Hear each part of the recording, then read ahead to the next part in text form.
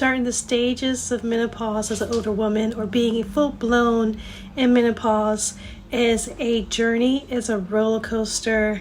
It's not fun at all. But Memorial Day, something happened to me. But all I can say, when you're starting the process, the early stages of menopause, whatever that is brewing in your body that's wrong, it's going to come to the forefront when you're going through menopause, the change as a woman. So I'm going to go ahead and just tell you what happened to me that holiday weekend and what steps I'm taking to mitigate those symptoms as well as treat those new diagnoses. So if you're interested, stay tuned. So, worked all week, was feeling really bad and awful, and I was having bad lower back pain, like stabbing pain. I will be sitting down and my resting heartbeat will be at like 130 something beats per second or whatever, beats whatever how the measurement is. It wasn't normal just to be sitting down and doing nothing. I literally felt like my heart was pumping out of my chest. I constantly had to go to the restroom. It seemed like I always had to go potty. TMI, it seemed like my going potty was like very clear, had absolutely no color to it, and I was getting a lot of dizzy spells. I wasn't feeling right.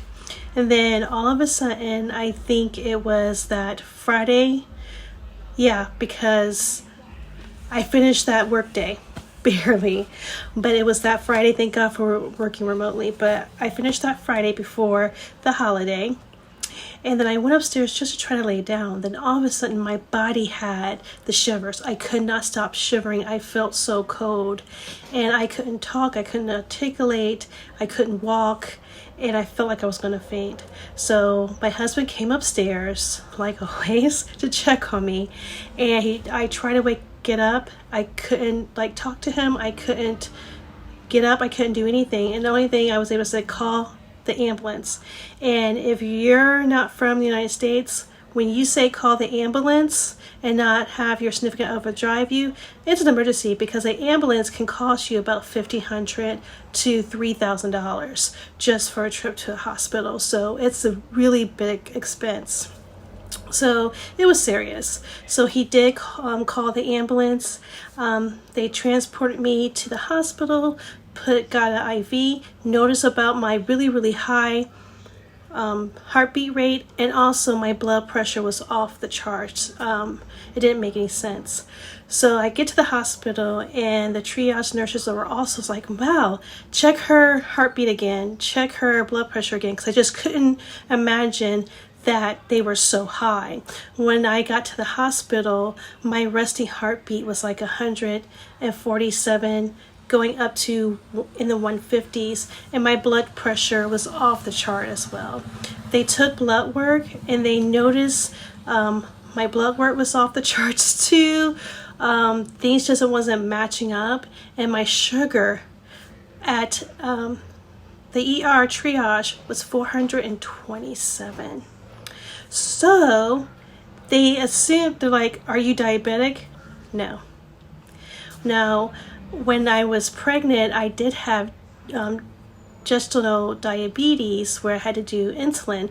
But after that, I was borderline, always had to check my sugar, make sure, keep my diet right. But I did not have to be put on any medication. I wasn't formally diagnosed as any type of diabetic. Well, it changed that night. So I got admitted right away. I initially didn't have a room, but somehow miraculously they did get a room, which I'm very thankful for, because I know hospitals are really bogged down now. So I knew my situation was an emergency. And I guess my kidneys were working really hard, and my body was basically shutting down. My kidneys were shutting down, and I became septic. So if I did not go to the hospital, I don't think I would have been sitting here talking to you guys today. So I became very septic. So they had to give me continuous antibiotics through my IV, and they formally diagnosed me with type 2 diabetes. And I had to take insulin, 20 units of long-acting insulin at night, and they gave me fast-acting insulin throughout the day, usually before meals. So I was in the hospital that whole entire weekend. I got out on Tuesday, and I just recently followed up with my PCP. But all that to say is that I feel that my premenopause pushed me over the ledge of diabetes, and now I have to take insulin.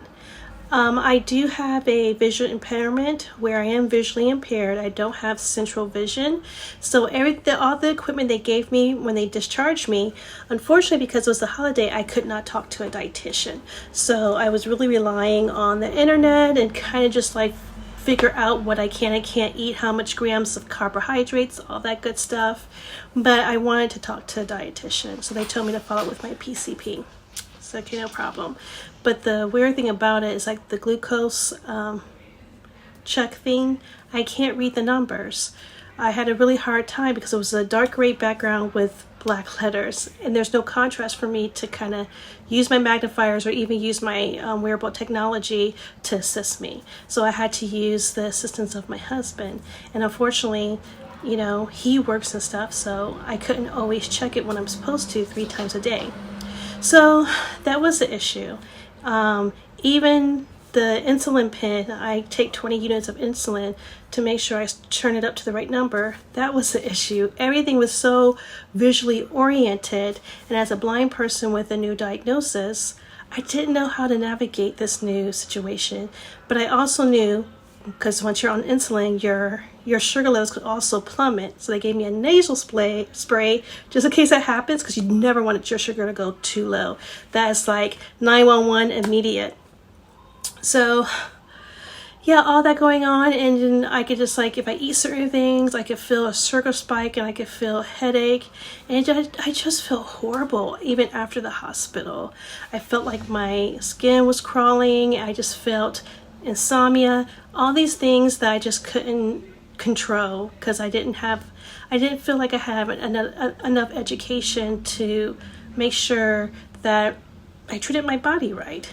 But everything else I was feeling, like the skin crawling, that's another symptom of menopause. Yeah, it's not fun. It literally feels like you got little buggies crawling all over your skin. So that wasn't fun. That was a new symptom that I was able to experience in the hospital and after the hospital. Insomnia. Oh, who needs sleep?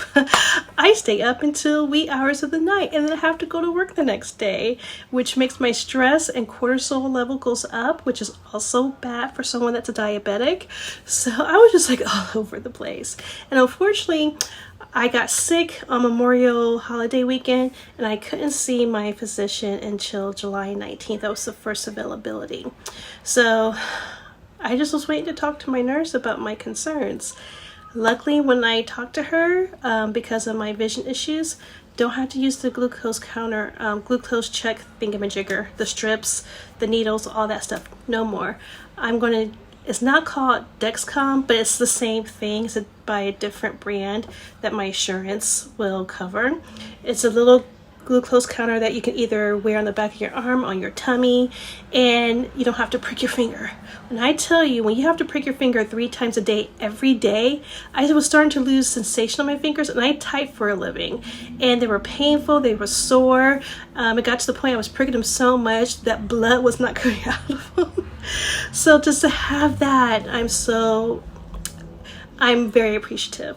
Unfortunately, it was in back order with my pharmacy, so hopefully it's there tomorrow. So that way I can put it on. And it checks your sugar all throughout the day.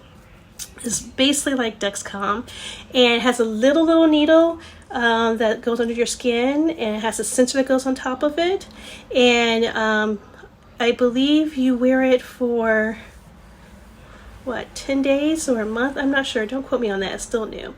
But it just reads your sugar and it goes straight to your Apple phone, which is awesome because anyone that's blind or visually impaired, Apple is so accessible. It will read my sugar results to me. Now, it won't tell me how much insulin I need, but I don't even have to worry about that. My doctor took me off the traditional insulin that the hospital discharged me with, and she put me on something called Trulicity. It's kind of like Ozempic.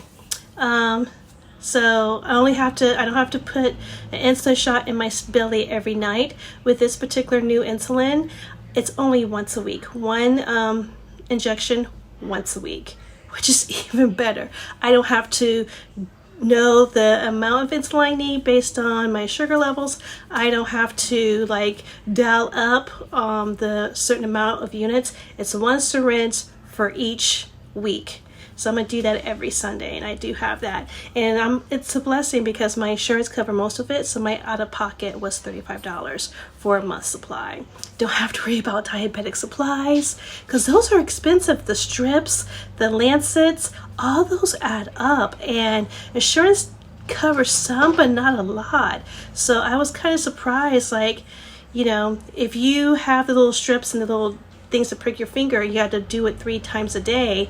Those supplies don't last a long time. So you end up paying more out of pocket waiting to refill with your insurance. So I'm kind of glad I don't have to mess with the supply things, because that number was adding up. She also gave me medication for my skin crawling, for my menopause, and got that right away. And I don't feel that anymore. She also gave me a prescription to help me sleep, which also I just started yesterday, and it was amazing. I went to bed and I woke up totally refreshed. I didn't feel like hungover, not because of alcohol, just from life. But it just, the first day, it was amazing to get rid of those other menopausal symptoms on top of having type 2 diabetes. So my ladies, especially, I'm talking to my African American, Black, beautiful women.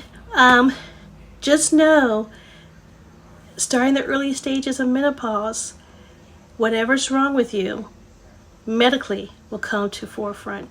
I also discovered, I already knew I was anemic. My iron's always low, always had that problem since I was a kid, but I've been taking iron pills and they're still not working. So we're going to do blood work again in 2 weeks, and if it doesn't change, if my iron doesn't get better, then we may have to talk about iron infusion, but we'll cross that bridge when we get there.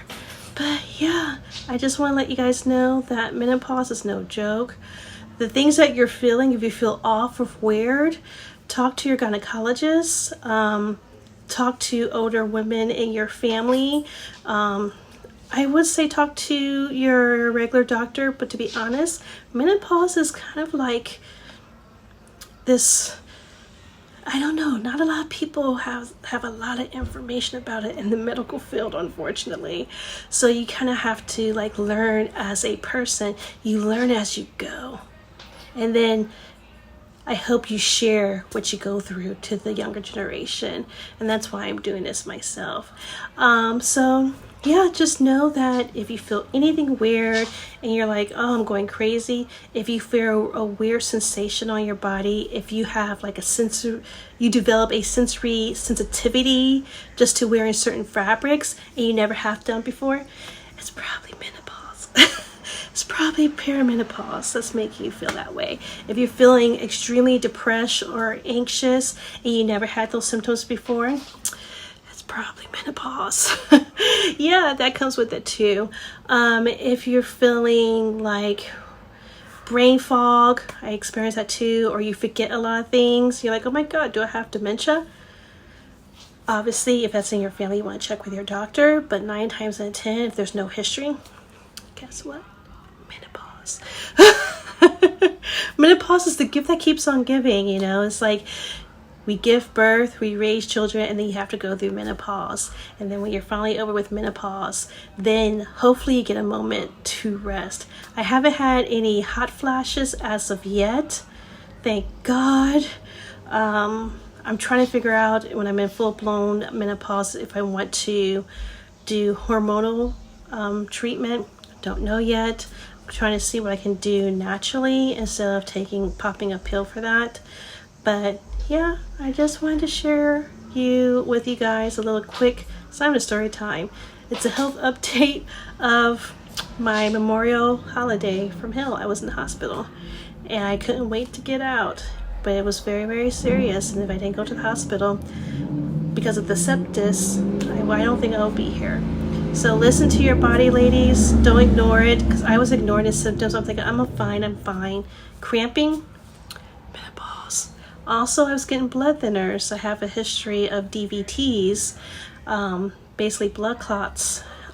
So please, if you feel cramps in your leg when you walk and it doesn't go away, don't ignore it. Don't be like, I'll be fine. When it's menopause, it may be something more serious. Get it checked out. So yeah, guys, I hope you enjoy my quick rambling. I feel so much better. Drink lots of water. Exercise. But cortisol is a hormone that if it's too high can make your stress go off the charts, which stress will in turn make your sugar go high. I don't know. So be careful with the exercise component of that. Don't do something so high packed it raises your cortisol, therefore raising your stress, therefore raising your sugar. So you're thinking you're doing a good thing, but you're actually making your sugar go up high. So with my exercise, tweaking it a little bit, I do more like hit routines, like something really fast or really quick with cardio, maybe lasting 2 to 3 minutes at a time, and then in between doing some type of really like strength training, something slow, calm down my heart, maybe like breathing exercises, stretching, things of that nature. And then I do like a quick another 3 minutes of high intensity cardio, and then I calm down, do something in between. And that's been really working for me. But I feel better. I feel good. I haven't forgotten, guys. I'm definitely going to show you my exercise routine, my flexibility routine, all that good stuff. But I thought this was important since I'm newly going through this stage of my life, just to kind of explain what's happening to me. So that way, I can share with you guys. Don't ignore, do something about it, go to your doctor. Don't wait to the level that it has to go to the ER. I have a really bad habit of that. So, all right. Bye.